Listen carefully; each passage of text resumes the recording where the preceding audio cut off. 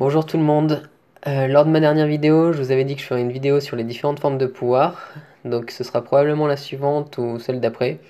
Entre-temps, j'ai décidé de faire une vidéo hors série pour vous aider à écouter de manière un peu plus critique les futures interventions télévisées des différents candidats au présidentiel lors des débats qui précéderont les élections. J'ai donc profité de ce débat d'entre-deux tours de la primaire de gauche, si on peut appeler ça gauche, pour clarifier les positions de Manuel Valls et de Benoît Hamon et essayer de vous donner quelques clés sur les techniques de communication qu'ils ont utilisées durant le débat. J'ai aussi incrusté deux trois vidéos pour approfondir un peu la réflexion. Pour être honnête, j'espérais qu'il y ait plus de langue de bois, de sophisme ou de novlangue pour vous donner plus de clés pour l'avenir. À ma grande surprise, il y en a eu bien moins que lors des trois débats précédents, que je n'avais pas eu le temps de traiter par manque de temps. Sachant qu'il y avait 7 candidats, le montage était un peu trop compliqué pour ma modeste personne qui apprend encore tout juste à se servir du logiciel de montage. J'ai donc passé pour cette vidéo qui fait un peu plus de 3 quarts d'heure déjà 2 journées pleines pour obtenir le résultat que vous allez voir. J'espère sincèrement que vous allez l'apprécier. Sinon, vous ne verrez pas ma bouche aujourd'hui, j'ai pas le temps de faire une prise d'image si je veux poster la vidéo avant le vote de dimanche. Voilà, j'ai tenté de rendre cette vidéo la plus courte possible tout en essayant d'être complet. Si cependant vous n'avez pas le temps de la visionner totalement, vous pouvez vous référer à la description pour vous rendre à la partie vous semblant la plus intéressante. Let's go, bon visionnage. Bonsoir à tous et merci d'être avec nous. C'est parti pour le grand débat. Mes chères concitoyennes, mes chers concitoyens, vous allez choisir dimanche prochain celui qui, dès le lundi matin, affrontera la droite totale de François Fillon, celui qui défend aujourd'hui un projet de régression sociale et de remise en cause de notre modèle social et républicain.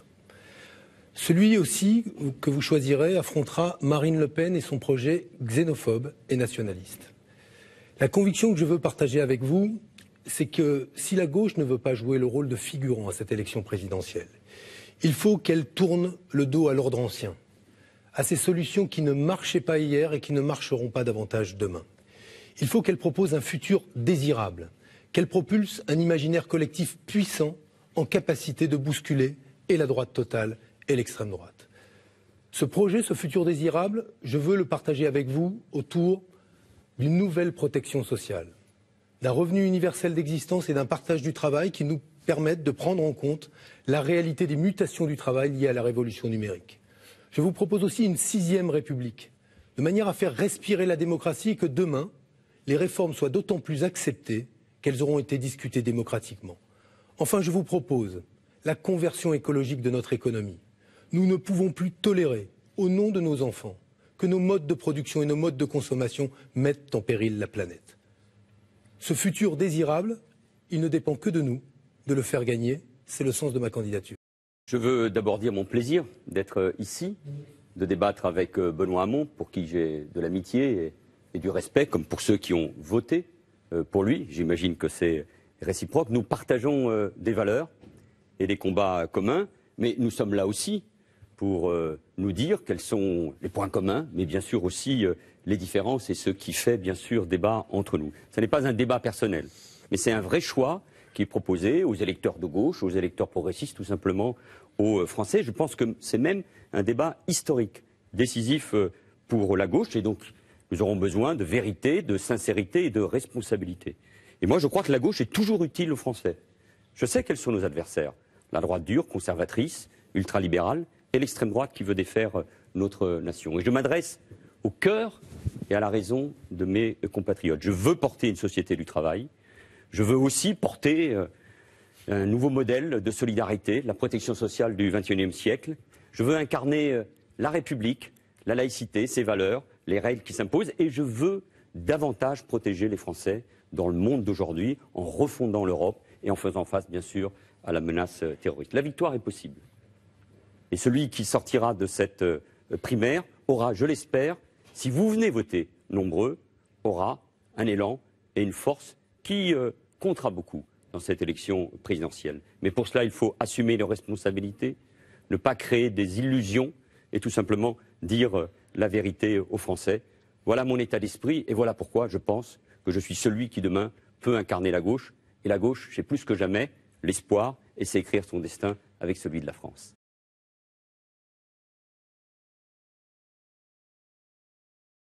Do you speak English? Yes. Benoît Hamon. Fluently? Yes. Perfectly. Ça veut dire couramment. Oui, je traduis, on ne sait jamais. Do you speak English? English is very bad, but I speak well Spanish. Il faut en effet se préparer, non pas à accueillir, et c'est déjà le cas puisque certains d'entre eux sont revenus, à judiciariser tous ceux qui reviennent. Et ils sont, au regard de la loi, coupables d'un crime, crime qui justifie, comme vient de le dire Manuel Valls, que l'on judiciarise leur situation et qu'ils soient interpellés quand on identifie leur retour sur le territoire français et emprisonnés. C'est vrai que nos sociétés changent. Le numérique, mais aussi le temps partiel, ont changé la nature du travail. Celles et ceux qui connaissent aujourd'hui ces nouvelles formes de travail, qui sont-ils? Les jeunes actifs. Ce qu'ils vivent dans le travail n'a plus rien à voir avec ce que nous avons connu, nous. Aujourd'hui, ce sont des contrats courts, c'est du travail salarié, du travail non salarié, ce sont des moments où on est obligé de se former. Pour moi, la priorité des priorités, c'est fondamentalement aujourd'hui de faire en sorte que ce compte pénibilité réduise le temps de travail et allonge la durée de retraite pour ceux qui ont un métier pénible. Le compte pénibilité, il est dans la loi travail, donc il faut maintenant le mettre en œuvre.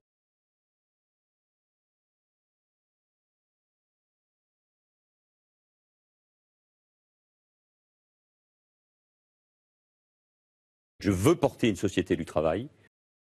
Je ne crois pas à la raréfaction du travail. Nous avons aujourd'hui des données qui montrent quoi? Qu'il y a ou qu'il y aura un bouleversement du travail qui non seulement peut amener à ce que des emplois soient détruits, mais en tout cas, en toute hypothèse, conduira à ce que nos emplois soient transformés par la révolution numérique. Pour la France, un emploi sur deux pourrait être directement impacté par l'automatisation. Je suis convaincu que le travail ne va pas disparaître. Les métiers vont changer. Certains vont disparaître, d'où les inquiétudes de beaucoup de salariés dans différents secteurs. Mais d'autres métiers que nous ne connaissons même pas vont être créés. Moi, je souhaite que ce partage inégalitaire du travail soit modifié par le fait d'anticiper les conséquences de cette révolution numérique et de proposer un nouveau pilier à notre protection sociale, le revenu universel d'existence. Ce que je propose dans la première étape du revenu universel d'existence se concentre sur les 18-25 ans, sans condition de ressources. Mais aussi que demain, les baisses de cotisations sociales patronales qui ont été consenties dans le passé sans contrepartie, le soient désormais en contrepartie de la réduction du temps de travail. J'y suis favorable à faire en sorte que le RSA soit revalorisé à 600 € et qu'il soit distribué automatiquement à l'ensemble des personnes pauvres qui aujourd'hui, quand elles ne le demandent pas, ne bénéficient pas d'une allocation à laquelle elles ont pourtant droit. Non, moi, je crois toujours à la nécessité d'avoir un temps de travail prévu par la loi. Je ne baisse pas la durée légale, j'encourage la réduction du temps de travail. Je fais cette proposition de suppression des cotisations sociales sur les heures supplémentaires, de défiscalisation de ces mêmes heures supplémentaires. En revanche, je ne reviendrai pas sur l'idée qu'il faudrait supprimer les cotisations patronales. C'est les gens, nous avons presque tous perdu le sens de ce qu'est le salaire. Ils ont réussi à nous faire croire que le salaire, c'est le prix de notre travail, c'est ce qu'on nous donne en échange de notre travail. Si je vous demande ce qu'est le salaire, et si vous avez autre chose à faire le soir que de lire des romans de sciences éco, ok, si je vous dis c'est quoi le salaire, bah, vous allez me dire le salaire c'est l'argent qu'on me donne en échange de mon travail, mais pas du tout. Ça c'est la moitié du salaire. C'est ce qu'on appelle le salaire direct. D'accord ? Au 19e siècle, le patronat ne nous donnait que ça. Et il voudrait ne nous redonner que ça. Mais qu'est-ce que vous faites? Exactement, quasiment la même somme. Qu'est-ce que vous faites du salaire? Qu'est-ce que vous faites de l'argent qu'on donne à d'autres que vous en échange de votre travail? Qu'est-ce que vous faites des cotisations patronales, que Sarkozy appelle les charges sociales? Bah, les charges. Se faire enlever des charges sociales, c'est se faire enlever du salaire. C'est juste que comme c'est pas du salaire direct, on s'en fout, c'est du salaire de quelqu'un d'autre. Mais c'est énorme. Sarkozy ne nous fait pas un cadeau quand il rêve d'enlever des charges sociales. La première occasion, dès que ça pète quelque part, il arrive, il dit je supprime les cotisations patronales. Puis après il dit attendez, service public, moi je peux pas l'inventer le pognon. Il a dit cette phrase. Il a dit il n'y a pas d'argent dans les caisses, je peux pas l'inventer. Et donc, ils vont nous faire racheter, ça c'est le coup des retraites, donc je ne le fais pas ce soir, ils vont nous faire racheter Nos retraites, c'est-à-dire, ils vont nous faire racheter notre salaire indirect avec notre salaire direct. Vous allez dire, oh putain, ils sont forts. Non, on est cons. Défiscaliser les heures supplémentaires, ce que nous avions remis en cause quand la droite l'avait fait, au motif que ça détruisait de l'emploi. Le faire au moment où nous avons entre 3 et 5 millions de personnes inscrites à Pôle emploi, il faudra m'en expliquer la démarche, puisque ça vise davantage à recourir aux heures supplémentaires qu'à embaucher. Aujourd'hui, la durée légale est de 35 heures. C'est à partir de cette 35e heure qu'on paye les heures supplémentaires. Et moi, je tire aussi les leçons de ce qu'on me dit depuis 5 ans. Et pas seulement des salariés. Du public ou du privé, des ouvriers, des enseignants ou des infirmières. Ce qu'on dit aussi d'ailleurs des parlementaires socialistes, que la mesure qui avait été prise, nous avions défendu, de supprimer la défiscalisation des heures supplémentaires, s'était traduite pour beaucoup de ces salariés, ils nous l'ont dit directement, y compris ceux qui avaient voté pour nous. On perd du pouvoir d'achat. Des associations qui luttent contre la pauvreté et la précarité, présidées par le même Louis Gallois que j'évoquais il y a un instant, qui proposent ou qui soutiennent ce que j'ai déjà eu l'occasion de défendre, c'est-à-dire un revenu décent. Un revenu décent, peu importe le mot d'ailleurs, ce qui compte c'est le fond, c'est-à-dire la possibilité de fusionner les minima sociaux, c'est 800 € sous, bien sûr, conditions de ressources, et toujours avec ce lien avec le travail. Notre responsabilité, et là nous pouvons être d'accord, c'est de préparer l'avenir, c'est de préparer ces mutations, ces changements, par la formation, et notamment, je le disais il y a un instant, la formation tout au long de la vie. Moi, le coût des mesures que je propose correspond à une trajectoire des finances publiques parfaitement acceptable au regard de ce que préconise le FMI pour que les pays de l'Union européenne sortent de l'austérité. C'est une préconisation que font tous les économistes. Je pense qu'on peut maîtriser la dépense. Nous l'avons démontré au cours de ces 5 années. On peut faire baisser les déficits, maîtriser la dette et en même temps financer nos priorités, la sécurité, l'école et l'avenir. Je pense que les impôts ont trop augmenté. Nous avons engagé la baisse de l'impôt sur le revenu pour les classes moyennes et les couches populaires. Et je veux continuer dans ce sens. La laïcité, c'est la séparation de l'État avec les cultes, c'est la possibilité de croire ou de ne pas croire, c'est la neutralité pour les fonctionnaires.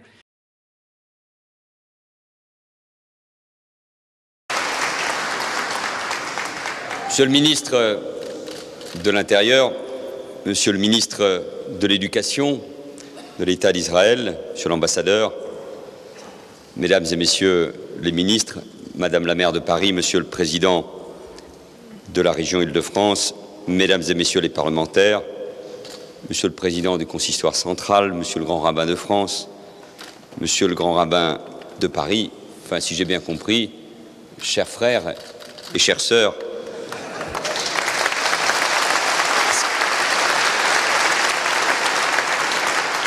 ce qui permet de dire les choses plus rapidement.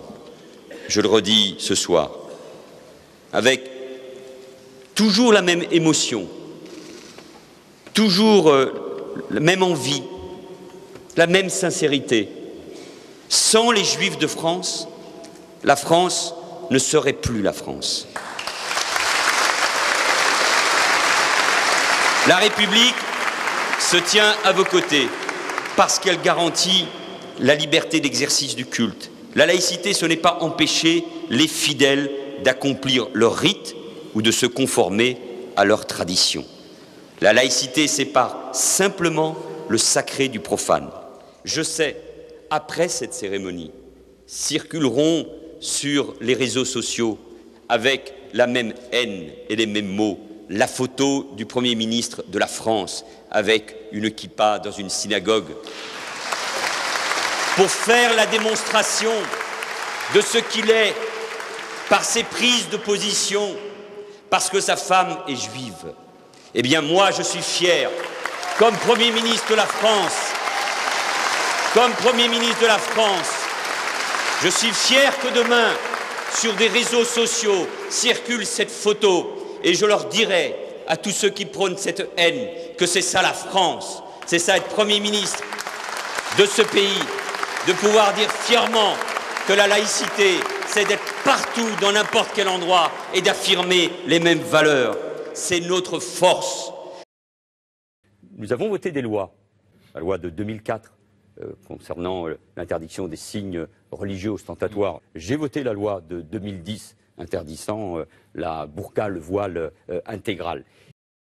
Concernant l'interdiction des signes religieux à l'école, il y a toujours l'idée qu'au fond, on stigmatiserait quelqu'un. Non, je suis convaincu que nos compatriotes musulmans ont droit à notre protection. La liberté de s'habiller comme on veut dans l'espace public, bien évidemment. Mais derrière cela, il n'y a pas que la laïcité.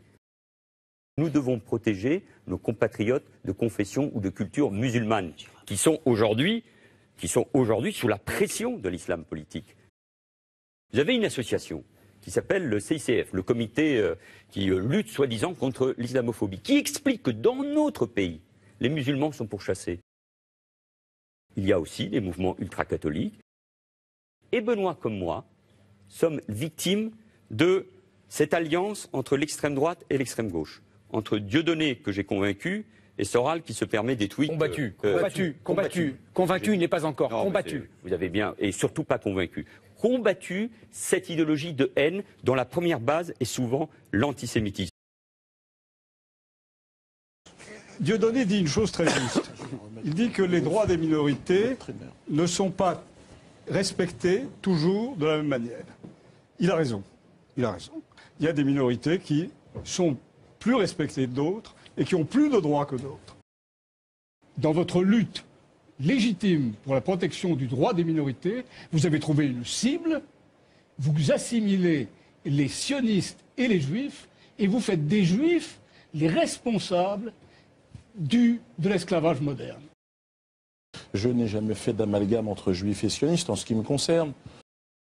Il me semble qu'il y a aussi beaucoup de juifs anti-sionistes qui se battent aussi à mes côtés, dans le même sens que moi.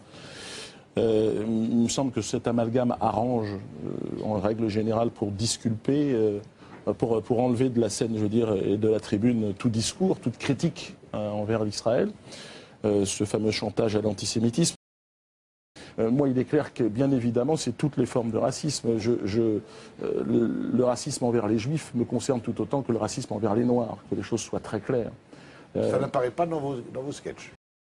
Vous n'allez pas voir ces spectacles parce que vous ne pourriez pas dire vos sketchs sont antisémites ou vos sketchs blessent. Parce que le dernier spectacle ou l'avant-dernier ou l'avant-avant-dernier sur la loi de 1905 ne traite pas du tout de ça.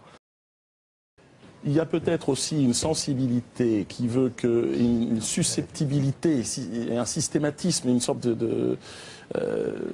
je ne sais pas comment on pourrait l'appeler, mais une sorte d'hypertrophie dans la sensibilité. Tout ce qui vient critiquer un peu de près ou de loin Israël, tout de suite, si vous voulez, vous êtes pointé du doigt comme étant antisémite. Moi, je n'ai pas peur de lui parce que je sais que c'est un humoriste et je m'en fous de ce qu'il raconte, je n'y crois pas. La laïcité, ça n'est pas un dogme de plus. Ça n'est pas la religion de ceux qui n'ont pas de religion. C'est l'art de vivre ensemble. François Hollande. Et je me reconnais totalement dans cette approche-là. La loi de 1905, toute la loi de 1905, rien que la loi de 1905, et les articles de la Déclaration des droits de l'homme et du citoyen, l'article 10 en plus. Pourquoi ? Parce que cette loi, c'est sans doute une des plus belles lois de la République. Et d'ailleurs qui fait de notre République un des plus beaux régimes au monde. Parce que c'est une loi de liberté. Il y a même d'ailleurs un très bel article dans cette loi. L'article 31, qui punit aujourd'hui ceux qui voudraient m'empêcher d'exercer un culte comme ceux qui voudraient m'obliger à exercer ce culte. Eh bien cette loi, en tant que telle, elle est complète. Elle nous permet aujourd'hui d'aborder les questions qui sont posées, c'est-à-dire la manière dont l'extrême droite et la droite, dont il faut se rappeler qu'ils étaient les adversaires historiques de la laïcité, veulent la dévoyer et la détourner. Il n'y a pas seulement le problème de la laïcité, il y a le problème de l'émancipation de la femme. Et notre rôle, c'est de jamais le stigmatiser, mais c'est de dire à ces femmes, à ces jeunes filles qui vivent cet ordre machiste, cette régression, de leur dire mais nous sommes là. Moi je considère que une fille ou une femme voilée, quand ce voile est le symbole de l'asservissement, comme tu le dis, objectivement, rien ne doit être laissé de côté pour le combattre. Et je le fais. Je le redis, la loi de 1905, c'est une loi de liberté. Et attention à ce que, avec cette loi aujourd'hui, on ne cherche pas à remettre en cause une liberté fondamentale. C'est la liberté aujourd'hui qui est celle de croire, à côté de celle de ne pas croire. Elles sont garanties par la loi de 1905, donc je redis ma position. On poursuit. Toute la loi de 1905, on poursuit. rien que la loi de 1905. Benoît. Ce que je veux, je ne vais pas prendre cet engagement, mais c'est que dans ce pays, il n'y ait plus un juif, un musulman, un homosexuel, une femme qui a baissé la tête pour ce qu'il est. Et pour cela, moi je veux qu'il y ait un corps d'inspecteurs de la laïcité qui demain vérifie justement dans un logement que ce logement ne soit pas réservé qu'aux personnes de la bonne couleur, que dans une entreprise, un job proposé ou un emploi proposé à l'embauche ne soit pas réservé à tel ou tel type de profil qui correspond à la préférence en termes de religion d'un employeur. Ou que tel espace privé comme un café ne soit pas interdit, par exemple, aux femmes à raison du fait qu'elles sont femmes. Dans ce cas-là, qu'est-ce qui se passerait sur le même modèle que la répression des fraudes ? Procès verbal, fermeture administrative, il y aura des sanctions qui préviennent la réalité des discriminations, plutôt que de renvoyer les victimes de discrimination à la tâche parfois difficile qui consiste à aller dans un commissariat ou à obtenir justice auprès des tribunaux. Je suspendrai la déclaration d'utilité publique. Je considère qu'au regard aujourd'hui des données, des études qui ont été produites par le ministère de l'Environnement, ce chantier est aujourd'hui un chantier qui crée plus de discorde et de désordre qu'il n'apportera de perspective économique. Malgré le référendum et les 30 décisions de justice. Que je prendrai. C'est un projet ancien, soutenu par les élus, la plupart d'entre eux, et la population. Donc c'est difficile d'expliquer qu'il faut davantage consulter les citoyens, et quand ils votent en faveur de ce projet en toute connaissance de cause, avec une forte participation et un oui très clair, on leur dit on remet en cause la décision.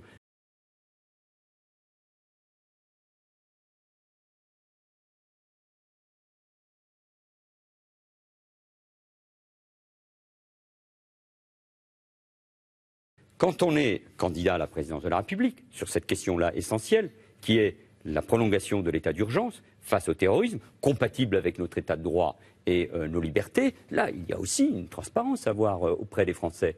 Benoît n'a pas voté la prolongation successive, c'est son droit, mais il ne l'a pas voté, il n'a pas voté contre non plus, il s'est abstenu de l'état d'urgence. Il n'a pas non plus voté la loi qui a été présenté par le garde des Sceaux Jean-Jacques Urvoas, début juin 2016, C'est un clivage. sur le crime organisé, sur le terrorisme et le financement et améliorant l'efficacité du terrorisme. Il s'est abstenu.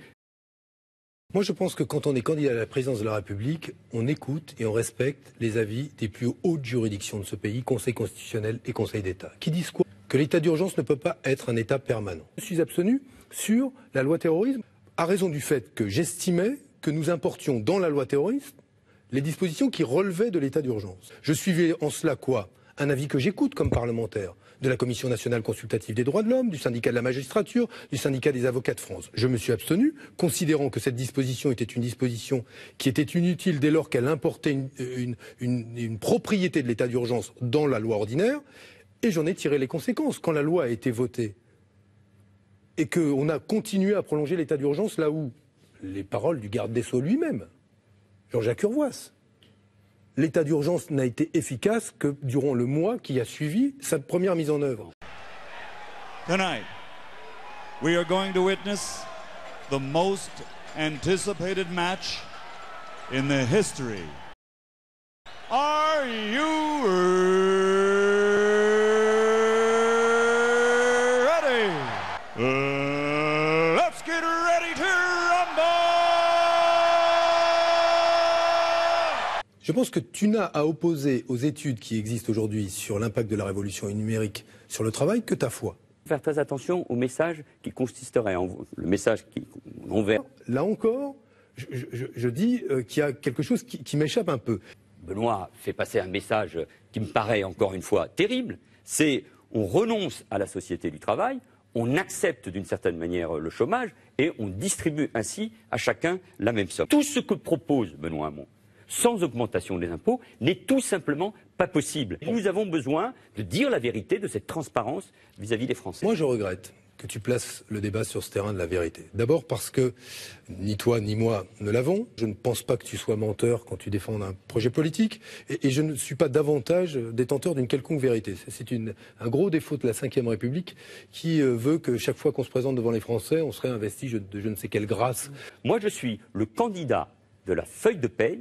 Et je ne veux pas et je ne voudrais pas que mon ami Benoît Hamon se retrouve être le candidat de la feuille d'impôt. Si vous dites qu'il n'y a plus de travail, si vous généralisez le revenu universel, 450 milliards d'euros. Si vous dites 32 heures, c'est-à-dire la question du pouvoir d'achat qui va se poser. Si vous dites, comme tu le proposes, Benoît, l'effacement de la dette, avec qui, comment, au niveau européen, comment réagiront les autres pays? Si on dit on renonce au déficit à 3%, si on dit qu'il faut continuer à augmenter en plus de nouveaux fonctionnaires, nous venons de l'évoquer. Si on dit même peut-être qu'il faudrait d'ailleurs un nouveau porte-avions pour nos forces armées. Mais il y a la question de la crédibilité. La réalité de la dernière année, Manuel, c'est que la même année, quand tu baissais le tarif des heures supplémentaires ou t'encourageais la baisse du tarif des heures supplémentaires, ton gouvernement a décidé d'une mesure qui a coûté de l'argent aux finances publiques. La défiscalisation des actions gratuites. 500 millions d'euros. Consommés par qui? Les entreprises du CAC 40, d'ailleurs, M. Carlos Ghosn se réjouissait d'avoir pu augmenter sa rémunération grâce à la défiscalisation des actions gratuites. Attendons dimanche, mais moi je respecte les règles. D'ailleurs, j'ai toujours respecté les règles. Ce n'a pas toujours été le cas de Benoît au cours de ces 2 dernières années. Respecter les règles, c'est commencer par respecter les programmes sur lesquels on est élu.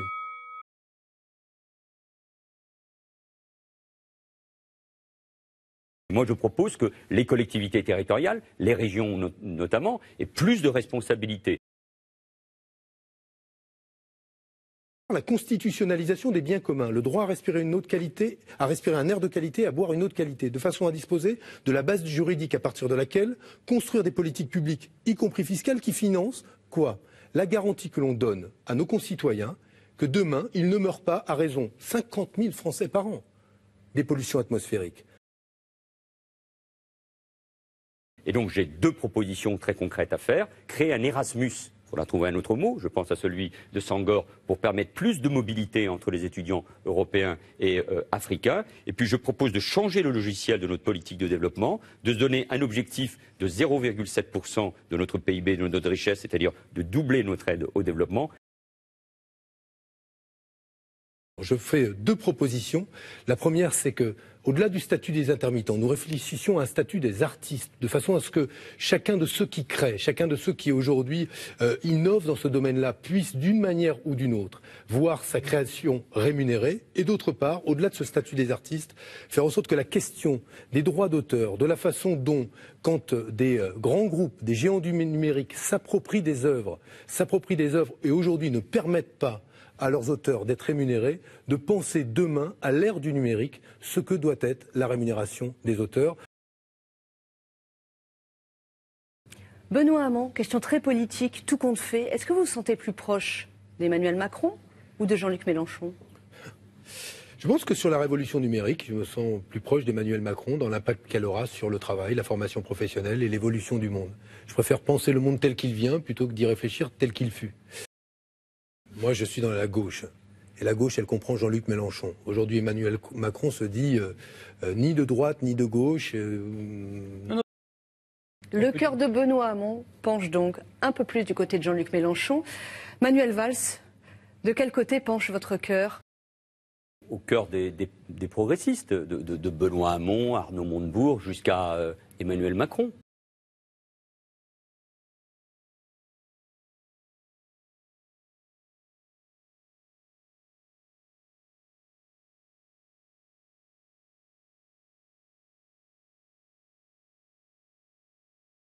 Nous avons gouverné ensemble, nous avons assumé les responsabilités. Nous sommes comptables aussi de ce qui a été engagé depuis 2012. Et d'ailleurs, il y a eu évidemment des échecs, des erreurs. Il y en a qui les comptabilisent régulièrement. Mais il y a aussi toute une série de réussites. Nous avons parlé de la COP21. On peut parler du non-cumul qui va s'appliquer à partir du mois de juin entre un mandat de parlementaire et un mandat d'exécutif. On peut parler de la retraite à 60 ans, je l'ai évoqué, de ce que nous avons fait en faveur des femmes. J'ai sauvé comme Premier ministre, et c'est une de mes plus grandes fiertés, le régime des intermittents qui était évoqué tout à l'heure par Benoît Hamon. Donc nous avons eu cette intervention au Mali. Et pourquoi nous l'avons fait? Et pour une seule raison, parce que nous assumions les responsabilités. Notre responsabilité, c'est de voir loin, c'est d'accompagner cette transformation, ces changements.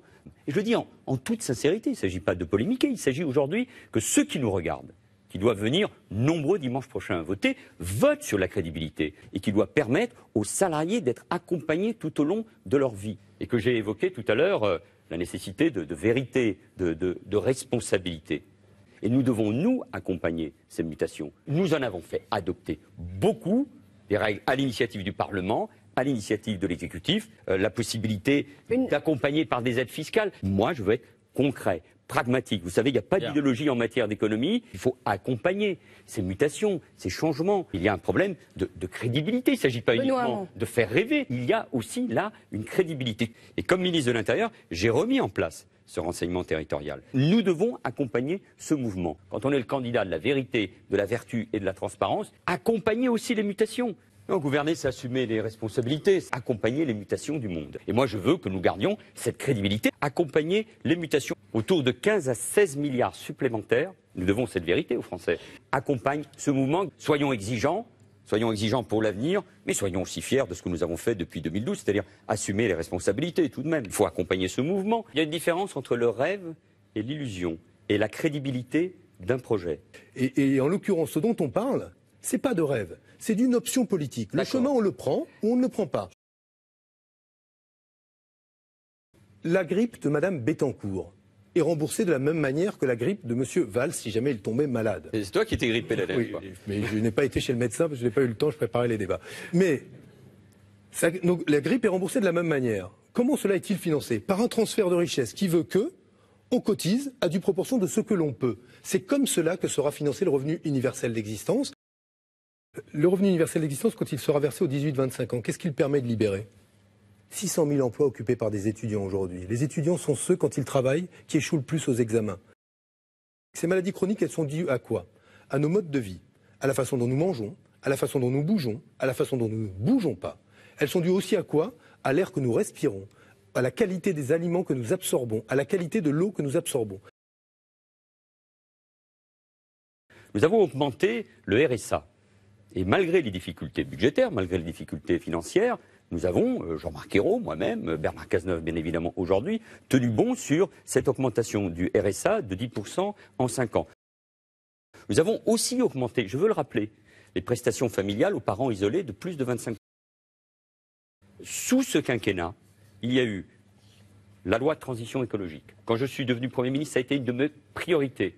Avec mon équipe et bien sûr avec Ségolène Royal, nous nous sommes attelés à une loi que chacun reconnaît, notamment avec l'objectif 2025 de réduire la part du nucléaire dans la production. Là, c'était la qualité de l'air. Ça, c'est le premier sujet. La loi sur la biodiversité, avec toutes les questions qui étaient évoquées tout à l'heure. L'engagement, je viens d'en parler, pour ce qui concerne la convergence essence-diesel. Je rappelle qu'aujourd'hui, 600 000 personnes supplémentaires bénéficient enfin d'une couverture complémentaire santé.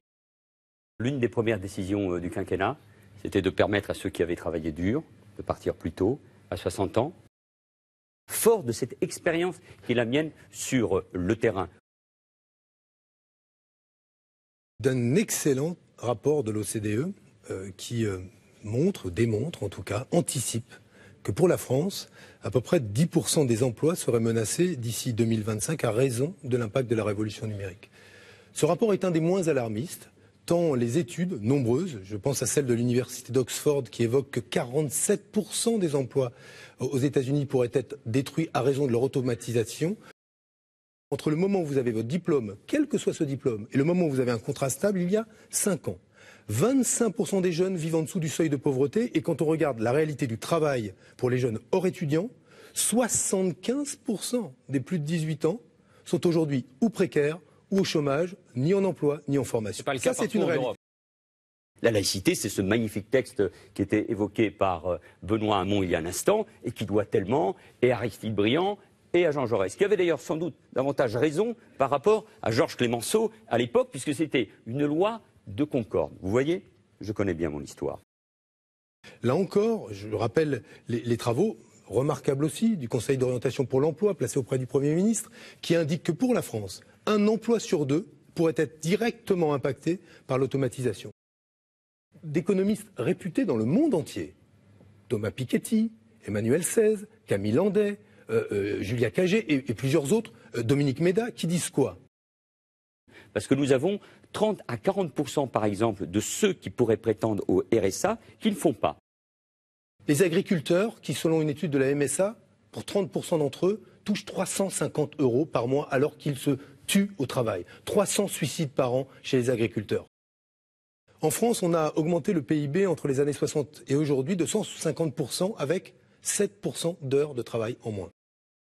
D'ici 2025, la population africaine va doubler. Au milieu de siècle, elle représentera un quart de la population mondiale. Un tiers des personnes éligibles au RSA jouissent pas aujourd'hui. Combien cela coûte-t-il? 45 milliards d'euros.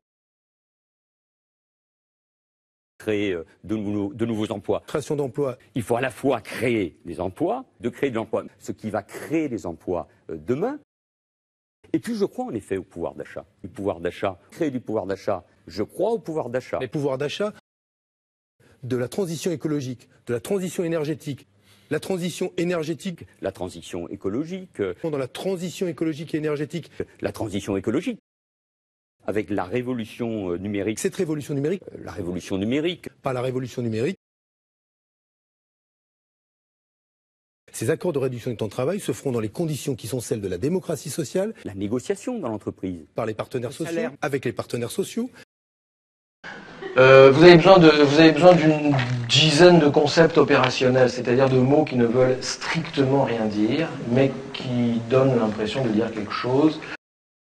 D'abord, il y a un problème de compétitivité pour notre économie. De baisser le coût du travail, de donner plus de marge qu'une vraie politique de réduction ou de maîtrise de la dépense sociale par des transferts de compétences vis-à-vis des collectivités territoriales.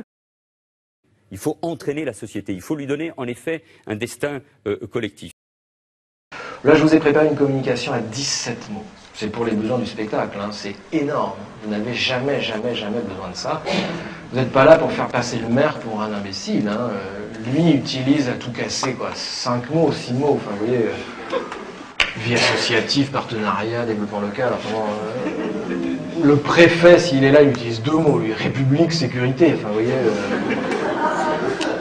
Alors, je les bats devant vous, j'espère que vous me faites confiance. Je coupe.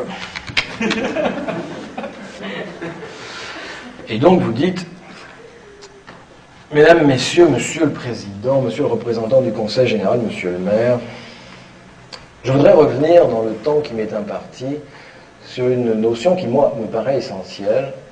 Et cette notion, c'est évidemment la question des habitants, que je voudrais mettre avec cet autre concept qui est celui des acteurs.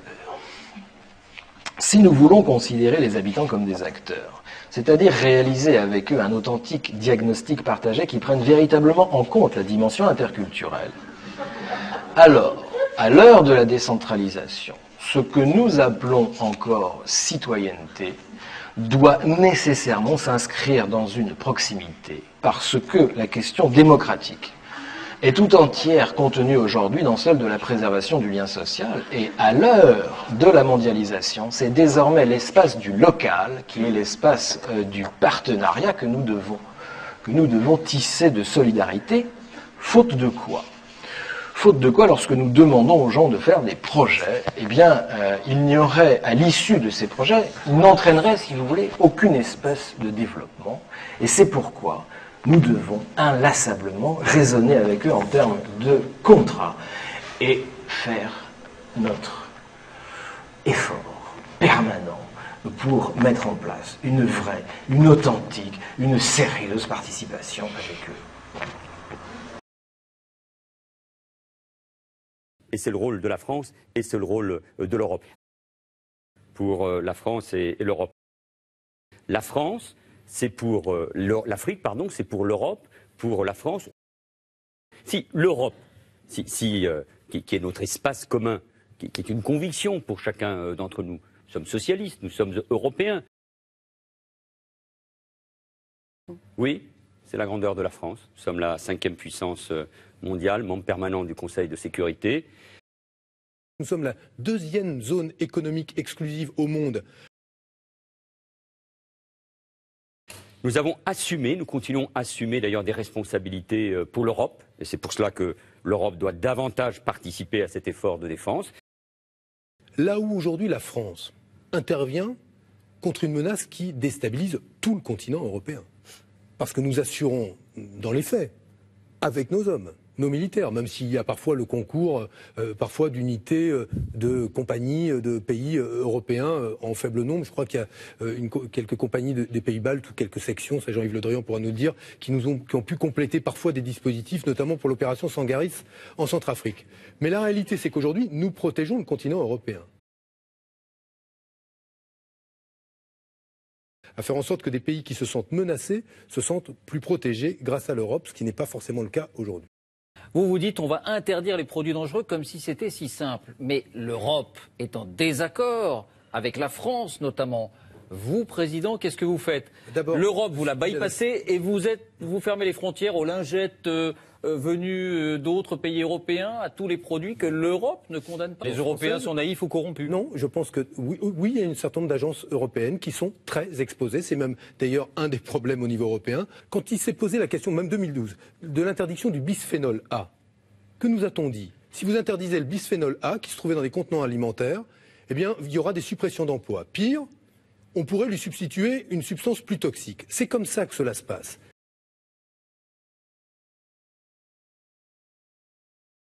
L'Europe aussi ne peut pas être naïve.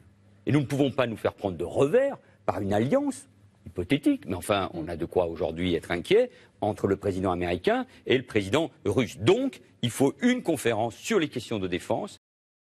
Il faut que l'Europe continue de financer et finance bien davantage. Eh bien, ça peut être de la recherche, de l'innovation en matière de recherche. Ça peut être aussi des équipements communs pour l'Union européenne et pour nos armées. Moi, je trouve aujourd'hui inacceptable que l'effort budgétaire consenti par la France, qui est un effort de guerre, entre dans le calcul qui est celui des déficits publics dès lors qu'un fonctionnaire européen vient vérifier si oui ou non on est dans les clous de la trajectoire de la réduction des déficits. Il faut, dans ce domaine-là, comme dans le domaine de la transition écologique, considérer qu'à raison de l'intérêt général que nous portons, ces dépenses doivent être exclues du calcul des déficits. Ça ne change rien au déficit en question. Mais la priorité, c'est de répondre à la nécessité d'une construction européenne de la défense, une construction de la défense qui soit européenne.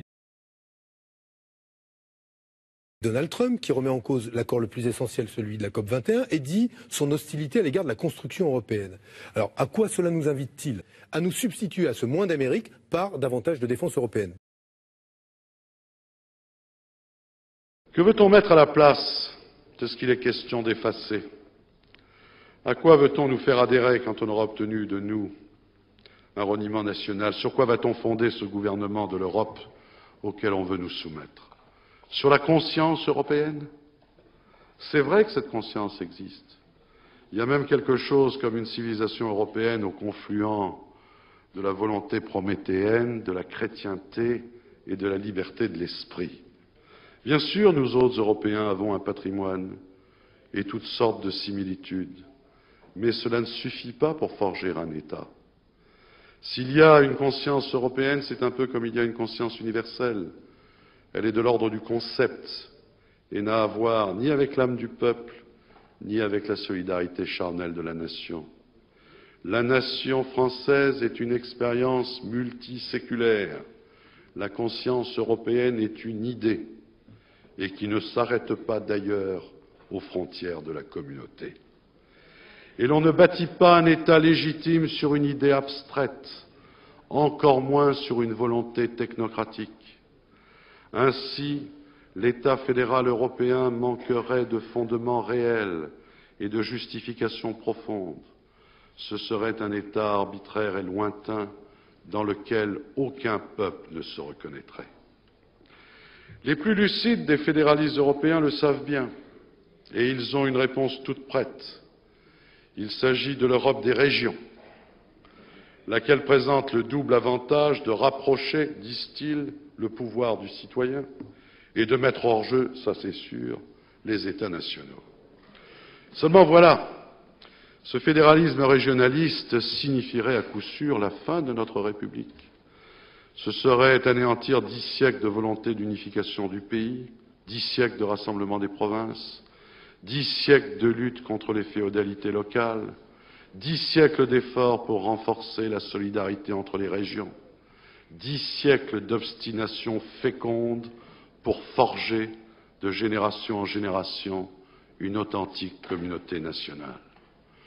Qu'en adviendra-t-il à terme? Eh bien, on remplacera les quelques frontières nationales existantes par une multitude de frontières locales invisibles, mais bien réelles.